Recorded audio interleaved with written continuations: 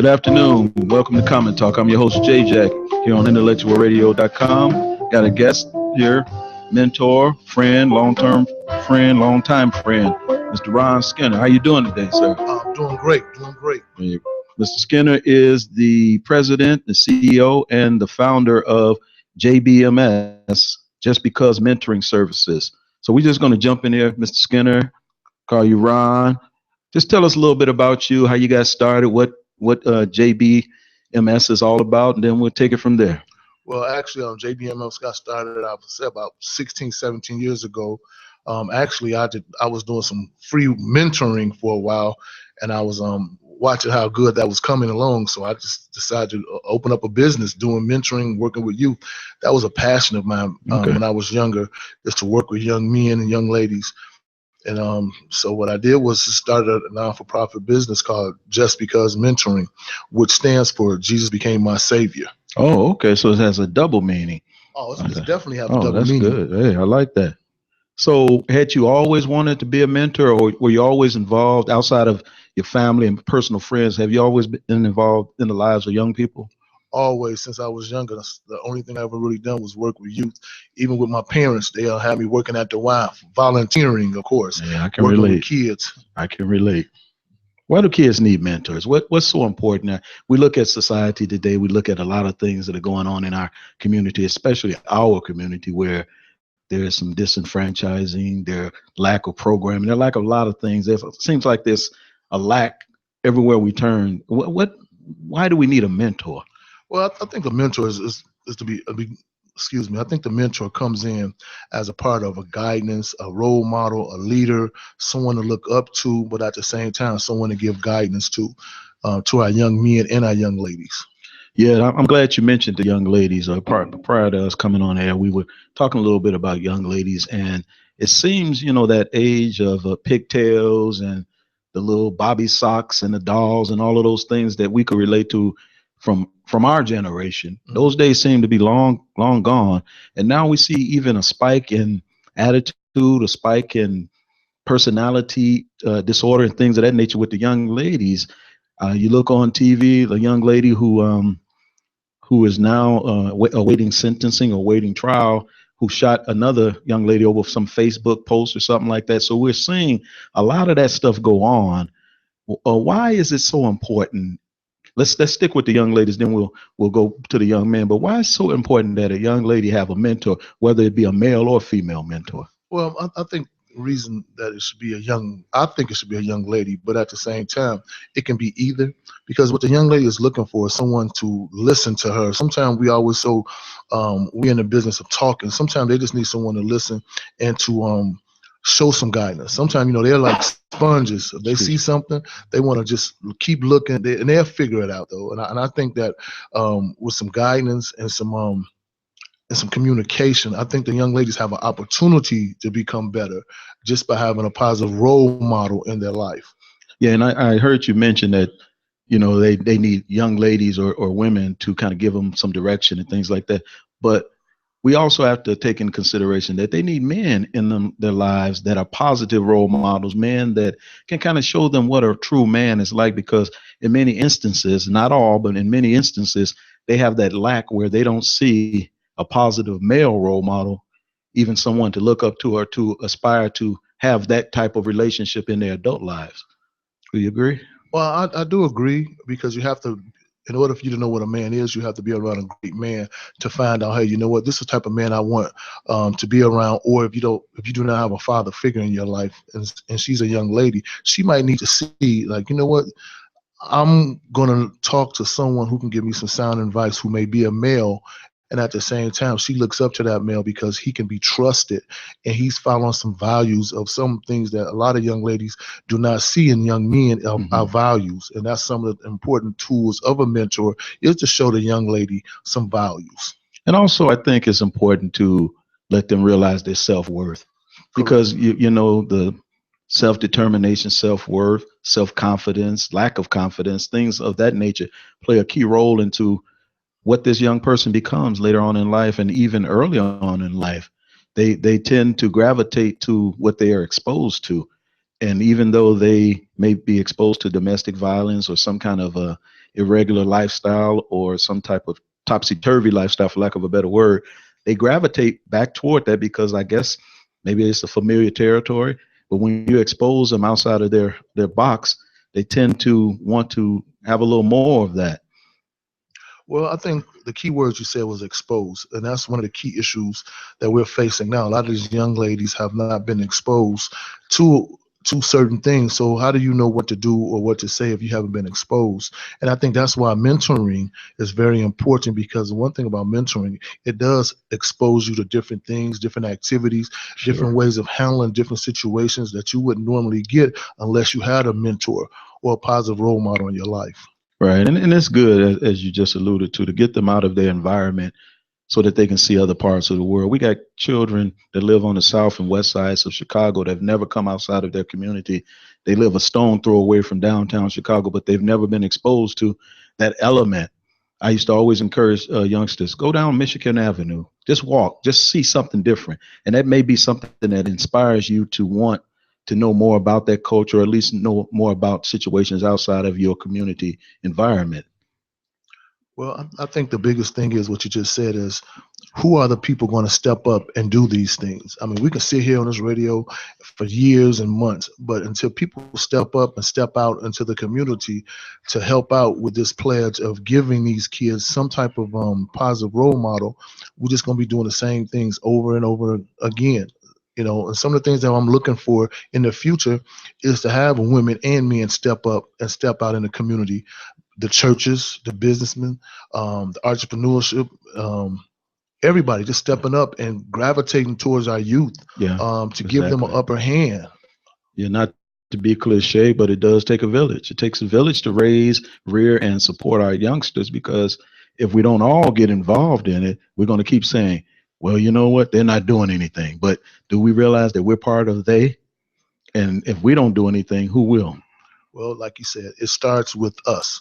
Meaning that it starts with the village. We are the village, and once the village gets understanding of what's important, and that's us stepping up and stepping out in the community, we're just doing the same thing over and over. We have to be able to set some type of standards with our youth, especially our females and our males, that we are standing for something more than just everyday living. We have to take things to another level. We have to Sure. get out of the box on certain things. Everything can't be cliche all the time. Certain things might have to be out of the box, something different to elevate our youth, elevate these young ladies to look beyond what they see. Yeah, I agree wholeheartedly. I want to ask a quick two-part question. Why is there such a spike in violence in our community? And I think a correlation between that is why have the social services been eliminated and disappeared? Mhm. I don't think it's a coincidence that as social services and programmatic aspects of the community have been minimized, and in a lot of instances totally eliminated, that the youth violence, the youth crime rates have increased. Do you see the correlation between the lack of services, the lack of programmatic environments for youngsters, and the spike in youth violence or youth crime as a whole? Well, I do see how that is affecting our youth. Lack of programs, lack of funding has definitely affected us and our youth around us. But once again, the question will always be, we as the people, we have to step up beyond the government, beyond these agencies, and give a helping hand. Because if we continuously keep waiting on someone to give us a handout, the kids will not be helped anyway. So it's up to each Sure. individual to step up and step out and to try to come together and bring something to the table. Whether, if me and you both have an idea, let's bring it to the table and see what we Sure. can do as the village. Once again, the village is so important, because if we continue to wait on the politicians to help our youth, then our youth will still keep fighting the same battle each and every day. And we'll go down that same road. Used to be a time in our communities, and I'm specifically talking about right now the African American community and people of color in general, where our neighbors were our keepers, and our brothers were our keepers, and our community was our keeper. Everybody knew each other, and if you did something wrong, before you got down to your home, 10 people chastised you. Number one, they felt comfortable doing it. Number two, they had your best interest at heart, but also they knew that it affected the community as a whole. And now you see we live in our own personal silos where Number one, no one wants to get involved, and in some instances, I can understand that with the fear of retaliation and things of that nature. But also, again, is they should do something. But again, as I stated earlier, we are they. And how do you encourage someone to get involved that may not normally want to be a part of the life of a youth that is not related to them or that they're not um, in a position to oversee? Well, one of the things that I think that you have to do is you have to find some type of organization that's really doing some work with our youth and become a partner with that person or that organization. I think that you have to step out of your comfort zone if this is what you really want to do, but you must find people who want to make change. Sometimes we get into this and we have a heart to want to do work, but we don't have the energies. What we're doing right now with these youth, you have to have energy. Your passion will be great, but you have to have a combination. You have to have some energy, you have to have a passion, and you have to have a love for change. And if that's not going to happen, you're not going to get people to stepping out to mentor young men or young ladies because they don't have the energy. They might have the will, they may Sure. not have that energy Mhm. that you need to say, you know what, it's going to take me some time with this person. We're not talking about no one day. We're not talking about no year. It may take a couple of years for you to reach this person because one thing we found about our youth, some of them have been so hurt. It's going to take so much work to bring them back. You have to have that energy to put into them so you can get something back. So you got to be in for the long haul. The long haul. That's And it's like I liken it to scar tissue. You yep. can't get to the root of the problem until you kind of peel off those layers of scar tissue. And we are finding through education, through medicine, through mental health, that our youngsters have trauma. They're going through some things that we could never think of such a young age. They're in a rapid changing society. We were talking even about the apps and things of that nature where they tend to disconnect in a social environment. You know, you start them off in kindergarten, preschool, and head start and all of those things so that they can have some socialization skills. But now it seems like the more social we want them to be, the less social they are. I'll be honest. I've had my children in the car at times talking to each other via texting. Number one, I know it's because they didn't want us to know what they were talking about, but also it was a quick and easy way for them to communicate without old-fashioned communication. Do you see that as one of the barriers to moving us or keeping our train chugging in the right direction? Well, that's a barrier, but you can master that barrier by using that for the best. You have to be very innovative with technology, and at the same time, you have to get it so it can be useful to what we're trying to do in mentoring. Also, I think that whatever's going on right now in the technology world with our youth, we have to master that ourselves. We have to own what is going on right now. A lot of times, the youth are always saying older people, older parents, the older generation, we always talk about what happened in our day, but realistically, it's really what's going on in today's life. Like we really have to step up our game with technology to make it Sure, so I that we agree. can understand the new words that's coming out. We have to understand the language. We have to put ourselves in a situation so we can cope with them, and also to raise the level of understanding up so we can be a help to them. Getting into this mentoring thing, it's going to take technology. We're I going to have agree. to use what they use, but we're going to have to use it against them to work with them so we can help them. Yeah, I agree. Yeah, because if we don't know what they're involved in, we're speaking two different languages. It's like they're in Asia and we're in the Americas. We're not talking the same language. We don't see the same things. We don't view the world in the same manner. Their world is so quick and at a fingertip. I mean, they walk around with computers in their hands now. You know, years ago, I was talking to a guest a few weeks ago about the education, the warp speed that education is in now, where cards and you look at someone say key punch card and Cobalt and Fortran and that kind of language, they'll look at you from another planet. And so we have a responsibility, and I'm in total agreement with you, to not only to expose ourselves, and we always talk about exposing the youngsters, but we have to expose technology, and then in some degree to help themselves, because we know about the frontal lobe is not developed until they're 25, so they're still growing and learning, and it's up to us to engage them in those ways that are going to allow them to grow and experience things, but they fall, because if they're not fully developed, they're going to fall and they're going to make those mistakes. But we have to know what kind of mistakes they're making in this technological environment. So I'm in total agreement with you with that. I want to jump back to something we talked about a second ago. What has happened to all of the social programs, the summer job programs, the after school programs where you could learn a trade and do some things, just get you off the street, engage in a non-threatening environment, a nurturing environment, we're able to grow as a person. They used to be all over the place. Every park district had programs, every school had programs, every neighborhood had programs, block clubs had programs. There were so many programs for our young people. I mean, you could trip stumbling over a program from block to block. Now I go and I don't see as many programs. Instances again, I don't see any programs. So what do you think is the program? Well, once again, lack of energy, and sometimes just lack of knowledge to be innovative in the programming that needs to be done to really capture a kid. Some of the programs that has to be the schools are using STEM related programs, robotics. These are some of the things that the kids are really learning right now that we have to really understand why these classes and these new after school programs. A lot of our youth sometimes can't stay after school. That's so true. You can have a program, but the parents say, "Hey, it's unsafe." Accessibility. So, that's right. So if you don't have a safety valve for a lot of these kids to pick them up, they're not going to have any after school programs, because a lot of parents are picking their kids up because they're saying, "Hey, it's unsafe for my kids to be going right now, and I need to pick them up as soon as school is out."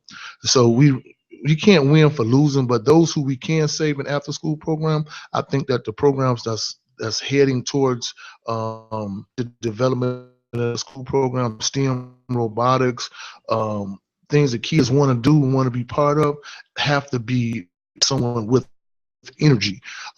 Back in our day, some of the teachers make you go to sleep when you was doing certain programs. So you figure this time monotone and right, they just talking. So now you have to go in there with an energy that's going to exceed. Right. You have to be so motivated, caring. Yeah. And then you have to have they see through that phony. Kids, if nothing else, they can see through phoniness, and they can see when you care and when you don't care. Even if you're kind of rough on them, they can see the caring and the nurturing that you have. And I know in your agency that you created, you've had to be rough with them sometimes. You've had to tell them to hold a mirror up to look at yourself.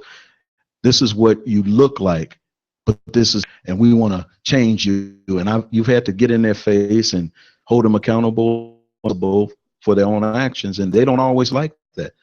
Well, I think some of the things of it is that the reason they don't like it because if you're doing it, quote unquote, you seem phony. But if you're consistently showing love and you're getting on them, they can respect that because that's consistency. And that's one of the things that our kids are looking for. You can get on them all day. But one of the things that you have to be is you have to be consistent getting on me. And then you have to show a balance of love, understanding, nurture. It's so much that goes into the youth that you really just, you have to have, once again, it's all about your energy to deal with these young men. And you have to have a plan to understand that you're not going to save everybody. That's right. You're not. And, and if you can't save them, you still can plant a seed of greatness in them. And maybe someone else can come along and give that person what he needs later. But you can start it. Right. And that's the most important thing. You can't quit on them, but you can put a seed in them, because every kid is not going to vibe to you. So you have to have that's why it takes a village to raise a kid, because someone in the village maybe have something to say to that youth that can get him to the next stage. Right. And, and that's why it's so important that we as men, we have to wake up beyond our issues and be able to be a role model for kids beyond our own kids. That kid that's sitting on a bus stop that's so disrespectful. It's all right to step up to that kid and be humble to him and ask him what's going on. And maybe later he might explain to you he may not have anything to eat at home. Exactly. He might, he might just let you know the reason I'm on the corner with my pants now is because I don't have anything to eat and we're in the dark.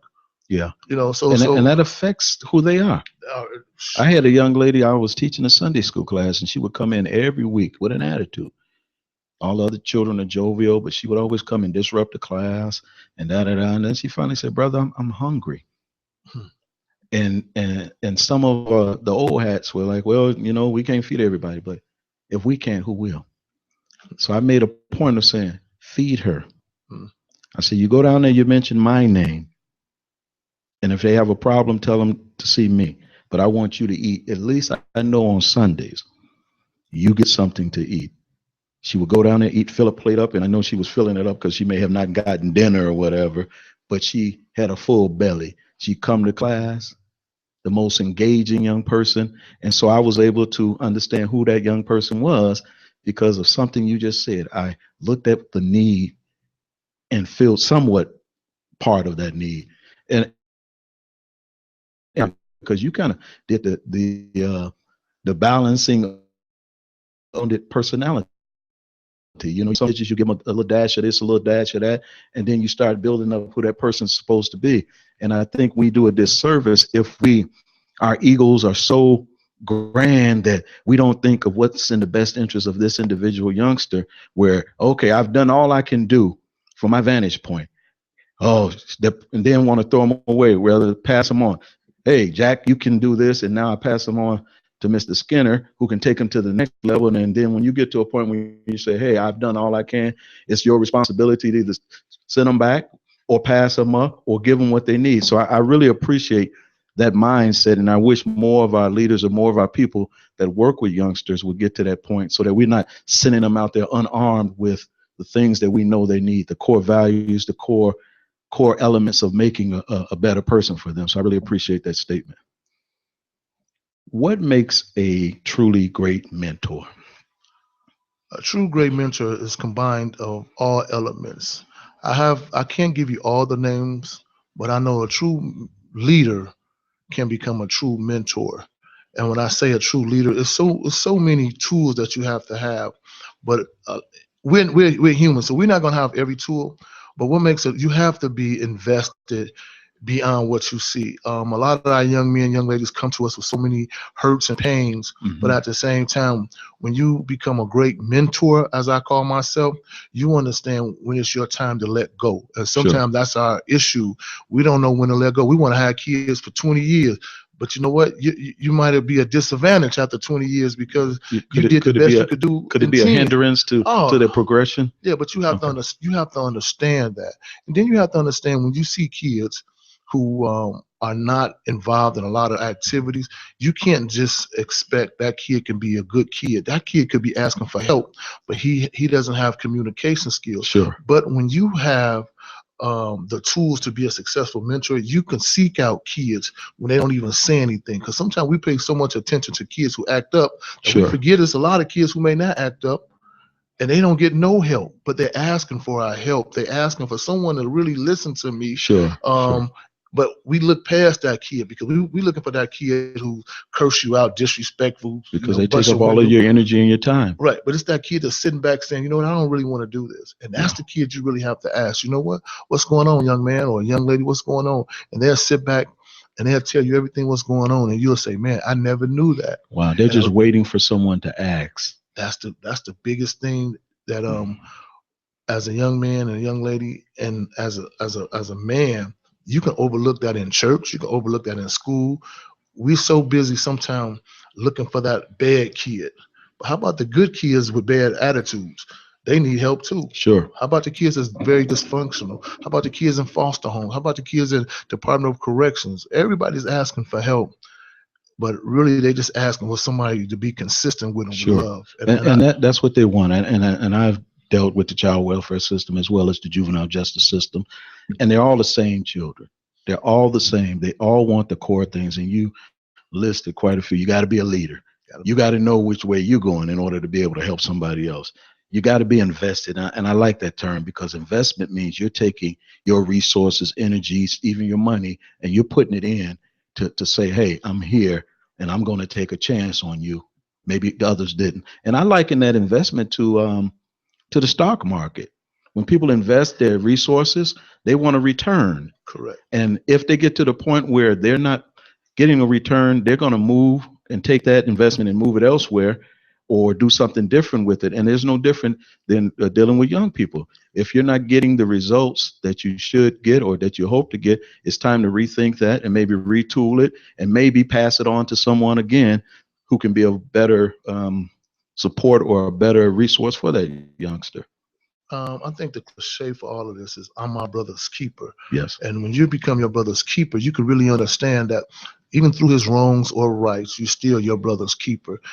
Sometimes we're so busy throwing kids away because what they're normal kids, they're going to act up, they're going to be disrespectful. Sure. But as a mentor, your job is to fill a void and at the same time teach him the right way to talk, the right way to communicate effectively. Exactly. So the kid can have a better understanding of what's going on in life. But sometimes we get frustrated as men because, that kid, 18 or 19 years old, disrespectful, and everything. You think he just became disrespectful overnight? No, it took him 10 or 12 years to become this way. So it's not going to take him 1 or 2 years to get rid of bad habits. And that's one thing that we really have to do a lot of refocusing on, is understanding that we can't put these kids in a box anymore. Sure. So, back in my day, a parent tells you, "Hey, shut up. Talk when I'm talk. I want you to talk when I tell you spoken to." Yeah. Now I want these kids to speak, because if they speak, they can speak to you in a way that, hey, you know what? At least I understand this kid. Sure. But it may not be the right tone, so you can redirect the tone. But at the same time, these kids have to have a even floor to communicate. And when we shut that communication down, they go to other people and get misinformed information. Sure. So that's what makes it harder for us to communicate with our youth, is because we so busy thinking we know the answer. So instead of us just being quiet and just listening to get more information, we want to judge. We want to let the kids know that this ain't my way. Back in my day, my daddy used to do this. Back in your day, we probably didn't have no cell phones. Now they have cell phones, technology. Yeah.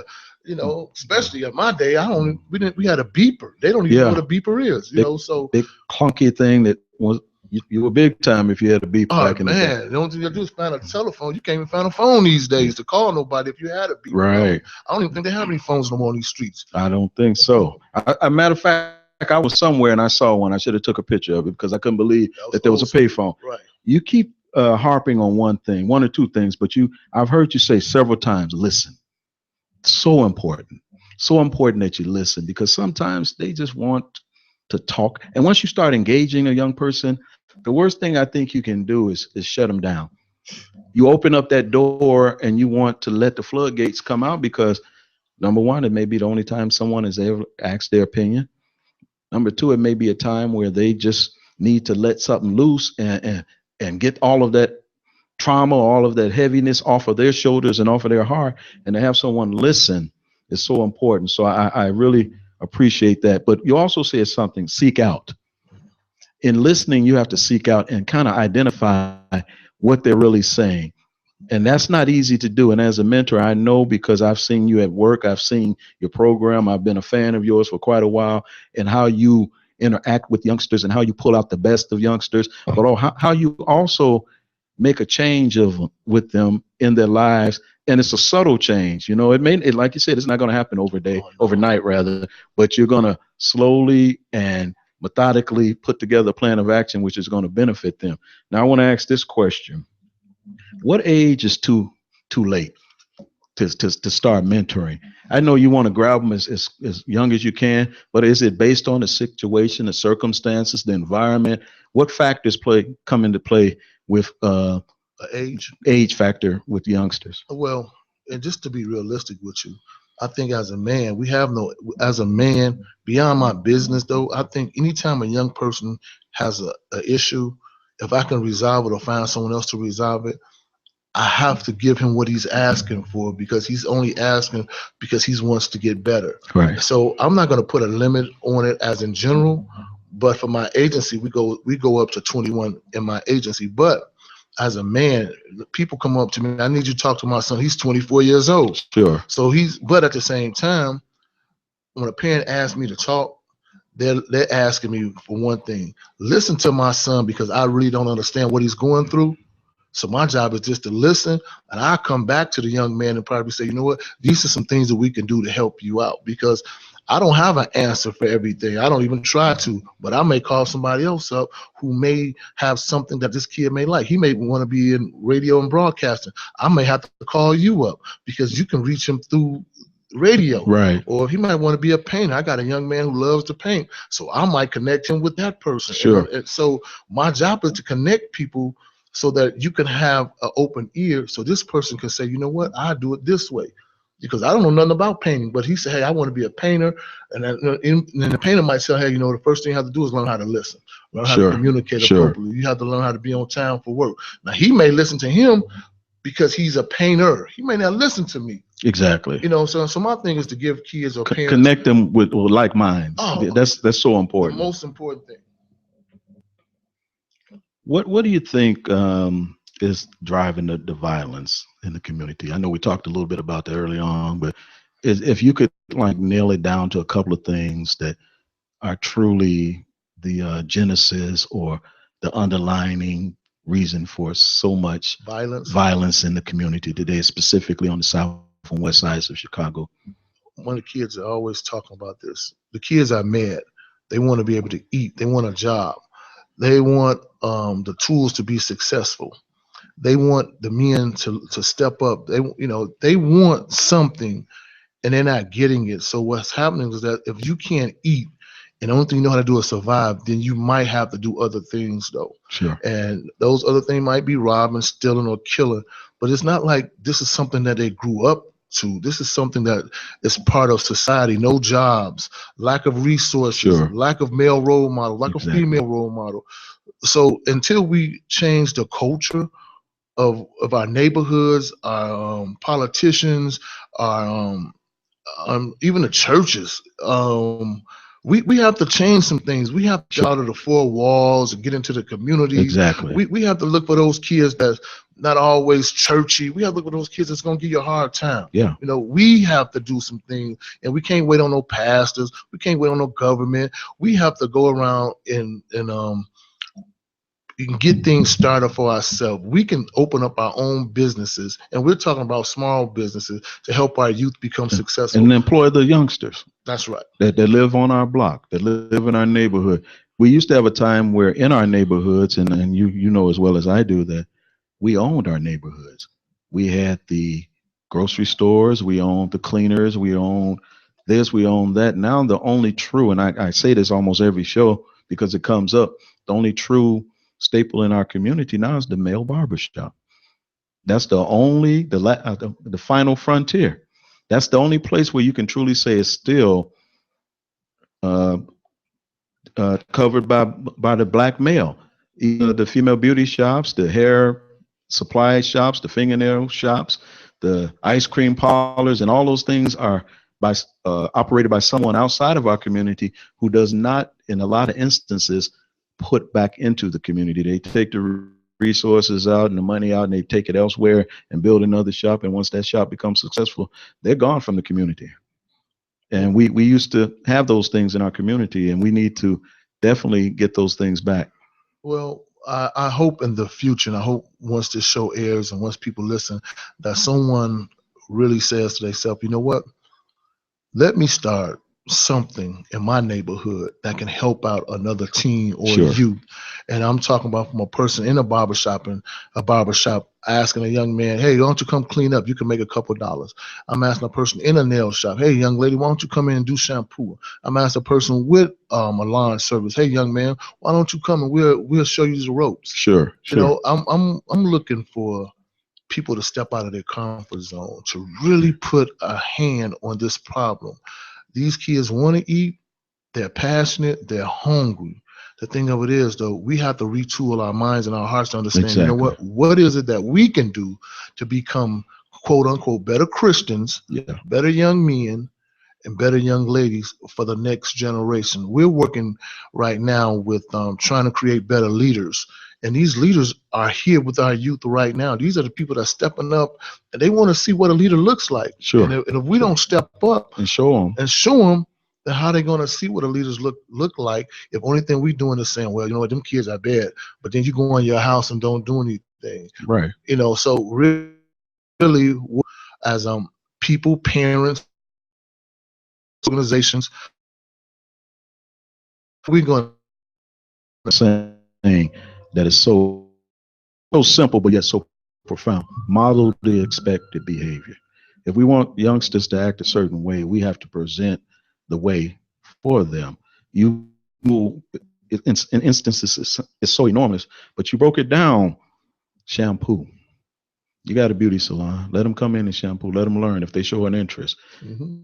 Let them sweep up the barbershop. They're learning what it takes to run a business. They're learning customer service. They're learning a lot of things. And I think we get so caught up in it being so big and so gigantic that we forget the small things that we can do in our own community, in our own backyard, that will help, number one, develop a well-rounded individual, but also show them the entrepreneurial spirit in them.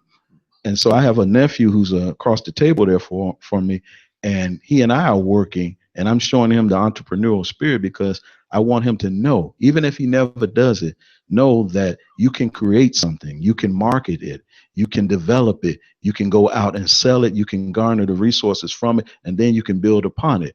I used to talk to the youngsters that were incarcerated. They have the entrepreneurial spirit.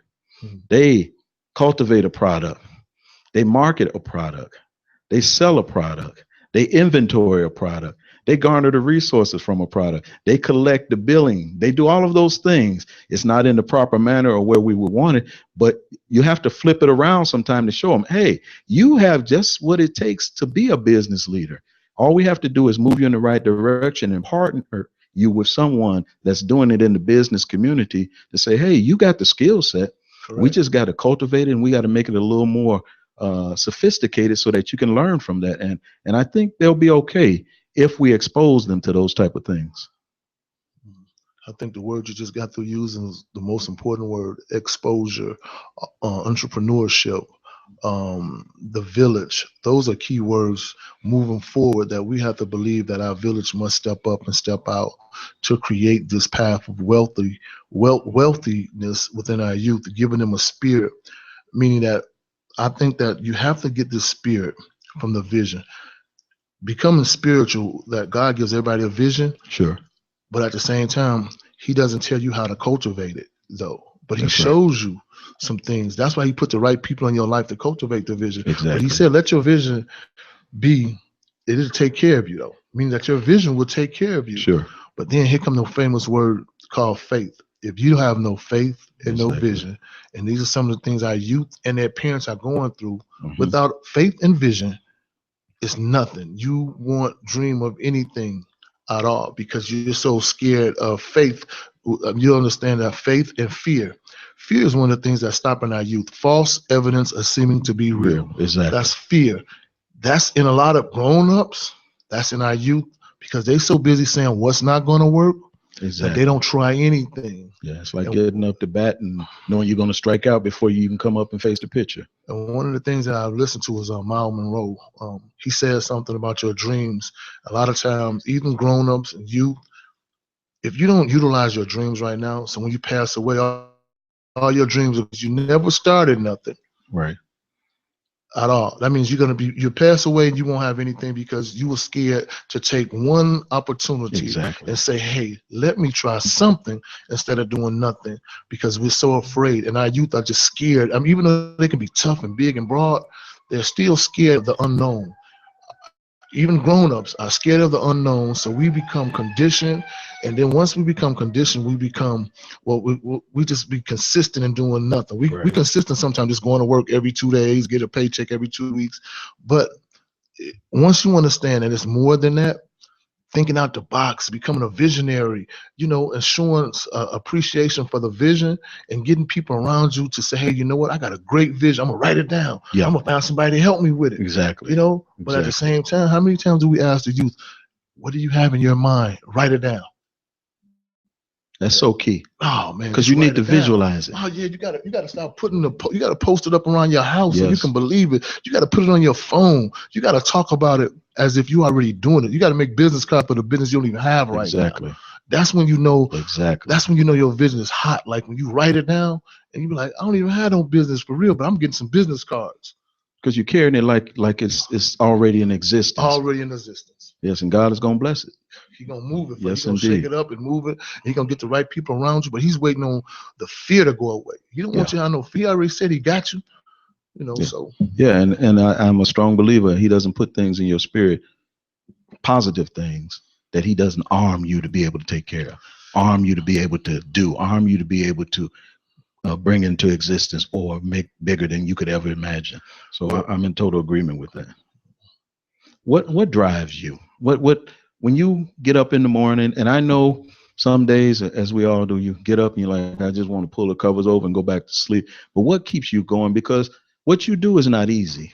How you do it is not easy. Where you do it is not easy. And more importantly, who you do it for or with is not easy. So what motivates Ron Skinner to keep doing this?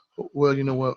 If I leave it up to my wife and my mom, what really motivates me is that I just see that I'm here for a reason. Like, I don't like just getting up for nothing. Sure. Like, I like getting up saying I got to be able to help somebody do something better each and every day. Okay. You know, right.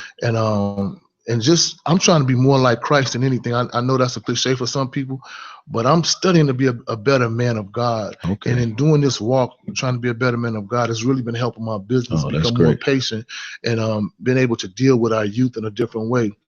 And just being more physical in shape, meaning that I have to work myself out running and doing things so I can be able to have the energy and that stamina that you need. Stamina to deal with these youth, because it takes a lot out of you to put in someone else. Sure. And it's going to take a lot of commitment. And if you don't have the commitment and the passion and the energy and the drive, you won't be able to do mentoring or anything with our youth. And it becomes spiritual with me now, because like I said, the name of my business, because it's called Jesus Became My Savior, just because mentoring. He has saved me from a lot of things. I understand. And I know that if he can do it to me, I can do it to somebody else. That's the way I look at it. Okay, that's great. That's the way. That's what gives me my strength. It's the power of the love that I have, that I want to be able to change someone and give them the right tools to be successful each and every day. And I think that, right now, I'm doing, some bigger and better things coming up. I have the energy to want to be better each and every day. Right, you're working on that tempo, that mental, spiritual, and physical tempo. Yes. You got to have it.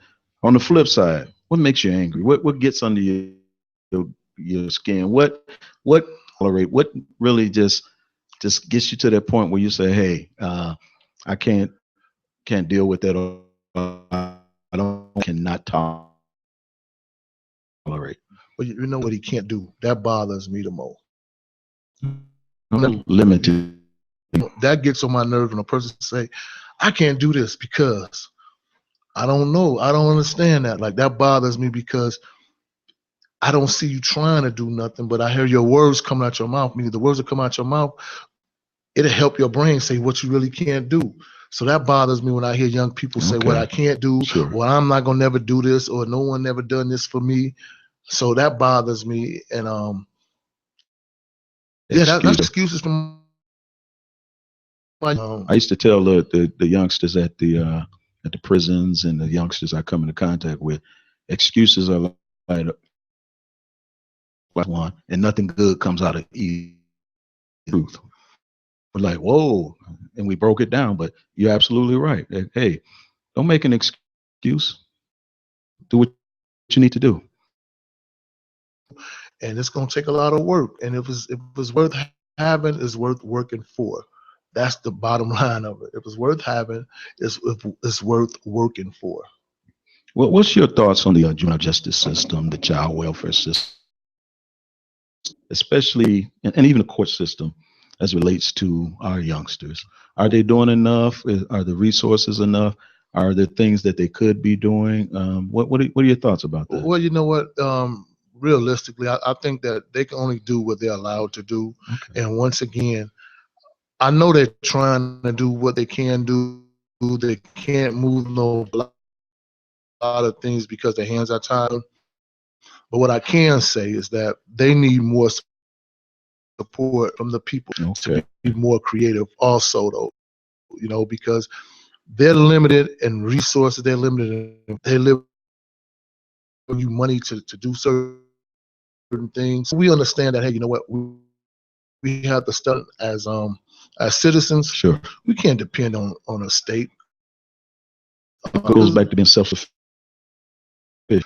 I can't say what a person is not doing, because they're doing what they're allowed to do. Sure. And if they could do more, I believe that they will do more. At the same time, they wish that a lot of parents can step up and be accountable more often. Because sometimes they think that we on services instead of being a parent. Parenting. Let me ask you that. I'm going to jump into that since you did mention parenting. How do you reach the young ones that don't have a father figure or even a mother figure or a positive role model, where you see them and they're in a community or an environment where there's just nobody positive that they come into and interact with or come into contact with on not a semi-regular basis, but on any basis, unless they are in the school system or somewhere else? How do you reach those youngsters? Well, again, everything is just throwing something out there. I mean, you walk by kids every day that you wish you could say, but if you just speak to them and they speak back and consistently they keep speaking to you, you can really wrap that kid up. When I say wrap a kid up, meaning that you could become that kid new mentor. Sure. By just speaking to them. I mean, because we all have a destiny, a design plan for everybody's life, but within that destiny, and as we walk through our everyday life, we meet some kids on our journey that are meant to be in our way for a reason. So with that being said, I think that you just have to be able to communicate. You have to talk to the kids that you can talk to that will listen. Sure. And some who don't listen, it's okay, because someone else will come along and again plant a seed to that kid that can help them. Exactly. So we all have to find a way to communicate effectively to our youth and to give them what they need or to redirect them to where they need to go. Because some things you just don't know. But some of the things that you can do is say, hey, I know a person that has some information. Why don't you call this person? Sure. And they might better be able to help you. And if that person can't, here go my number. Why don't you call me right back? Okay. You know what I'm saying? Just being an open ear. And I know sometimes it's hard for you to say, I'm going to give this kid my number. But you know what? When you really want to see a change, you will change too. You'll step out of your comfort zone. Exactly. Because if you want to see that youth's life be impacted by that interaction with you, it's not by accident that youngster has interacted with you. The worst thing you can do is leave a person that's not as fulfilled as if when they came. You need to touch them. You need to at least pour into them so that when they leave you, they're better than when they met you. Hey, that's the way it is right there. Tell us about some of the things that you do with the youngsters, or you do with young people in general, some of the activities. I know I used to always see you at the movies or at various events, and you always got a bunch of kids with you. I rarely see you alone, except for today, but normally I see you got a bunch of youngsters tagging along with you, doing things, exciting things, and some are just routine things. So kind of give us a little example of what you do with them. It's funny that you say that. A lot of things that we're doing now, like we have some programs called Mentoring Through DJing. That's more of mentoring through DJing. Is that like the record DJing? Yeah, that's the DJing. Oh, wow. Right. So the kids are learning how to DJ, but they're really learning how to count fractions and everything else also.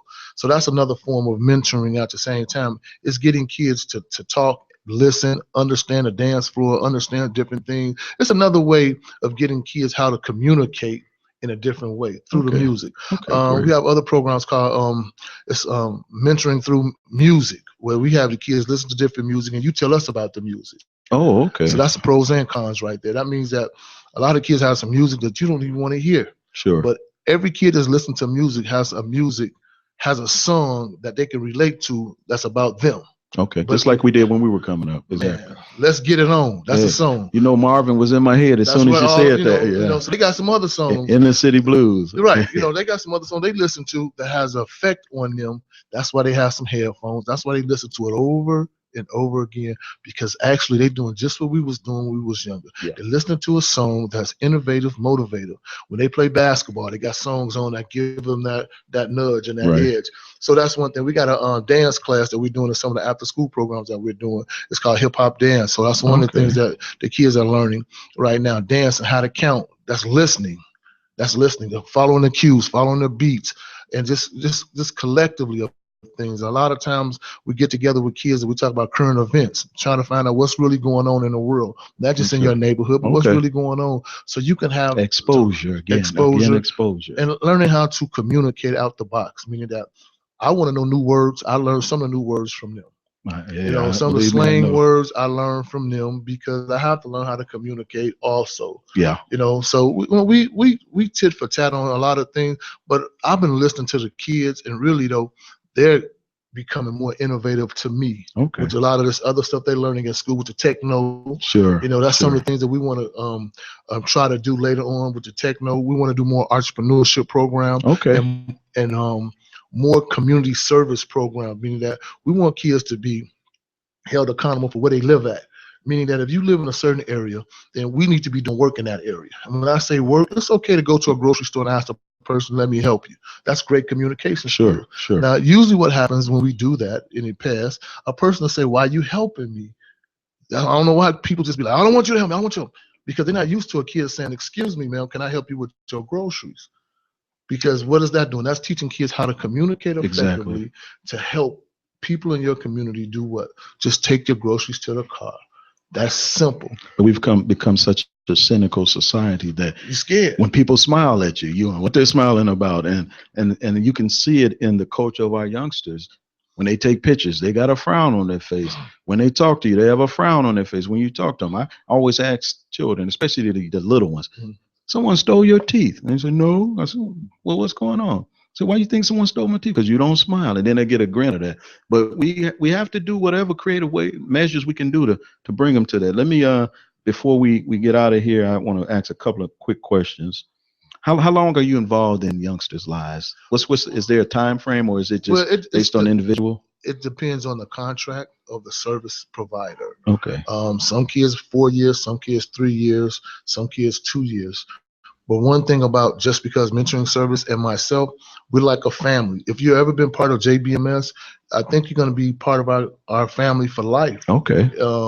Because you're going to call me back, you're going to Facebook me, and you're going to ask me some questions about what I'm doing. So you still connected with me, and whatever I can do, if you out of the system with me, I can still help you if I can, or send you to someone else. Okay. Do you hear a lot of success stories? Do the ones that call you back say, hey, Mr. Skin, I just want to let you know that I'm doing this, I'm doing that. Well, you know what? Do you get that? Well, you know what? I measure success a little bit differently because I know the type of kids that I deal with. So success can be right now, kids not in jail. Okay. So to me, that's successful for that particular individual. So each kid would be, their success going to be different. If you still calling me right now and you're not dead, then I'm really thinking that you're successful right now. Okay. You're still working on some other things, behavior, your attitudes, and everything like that. Living that's in the moment. That's going to take time, right? And I know it's kind of cliche, but the kids that I deal with are so aggressive and more at risk than a lot of other kids. Is that if they're still here right now getting services of any other sort, that means they're learning how to communicate. Because they learn how to communicate effectively to get help. Back in the day, they didn't. Okay, good.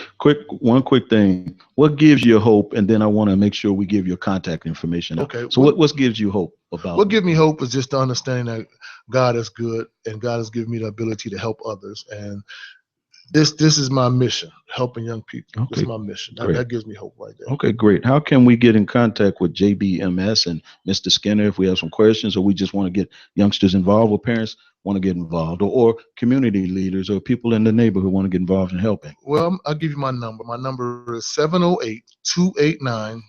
708-289-3896. That's my phone number.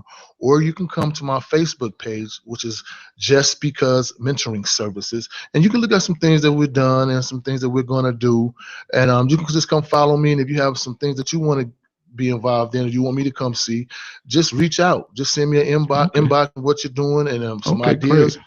And I can send you back some information. Okay, good deal. Repeat that contact information one more time for 708-289-3896. That's my cell phone number.